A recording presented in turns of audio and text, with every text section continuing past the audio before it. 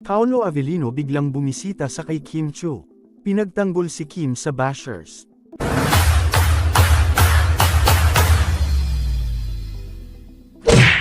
Sa isang nakakapagdambana at makabuluhang mensahe, ipinagtanggol ni Paolo Avellino si Kim Chiu laban sa mga kritisismo patungkol sa paghuhugas ng plato.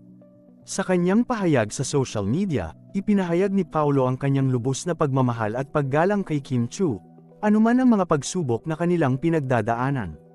Sa isang lipunan kung saan madalas na pinag-uusapan ang mga gawain sa bahay at ang mga pananaw hinggil sa kanilang implikasyon sa pagkababae, mahalaga ang mga tulad ni Paolo na magsalita laban sa mga mapanirang opinyon. Binigyang diin niya na hindi dapat sukatin ang halaga ng isang babae base lamang sa mga gawaing bahay na kanyang ginagawa. Sa halip, hinikayat niya si Kim na tanggapin ang kanyang sarili ng buong buo, na siya ay higit pa sa anumang paghuhugas ng plato o anumang simpleng gawain sa bahay. Sa pamamagitan ng kanyang mga salita, ipinakita ni Paolo ang kanyang pagmamahal hindi lamang kay Kim bilang isang artista at kaibigan, kundi bilang isang babae na may karapatang respetuhin at mahalin para sa kanyang buong pagkatao. Ipinakita rin niya ang kahalagahan ng pagtanggap at paggalang sa kabila ng anumang mga pagkukulang o pagkakaiba. Ang pagtatanggol ni Paolo kay Kim ay hindi lamang simpleng reaksyon sa isang issue sa social media. Ito ay isang patunay ng kanyang paninindigan sa mga prinsipyo ng pagkakapantay-pantay at respeto sa lahat ng kasarian.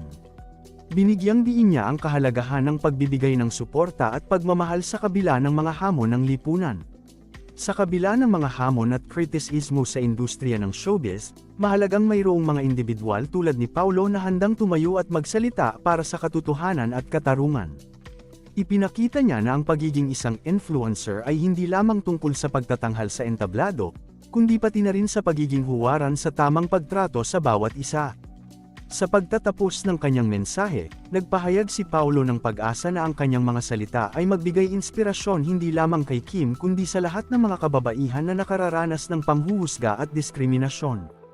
Isang paalala na ang halaga ng isang tao ay hindi nasusukat sa mga simpleng gawain sa bahay o sa kahit anong mga tradisyonal na pananaw ng lipunan. Sa kabuuan, ang pagtatanggol ni Paolo kay Kim Chiu ay hindi lamang isang patunay ng kanyang pagiging mabuting kaibigan kundi pati na rin ang kanyang pagiging tagapagtanggol ng karapatang pantao.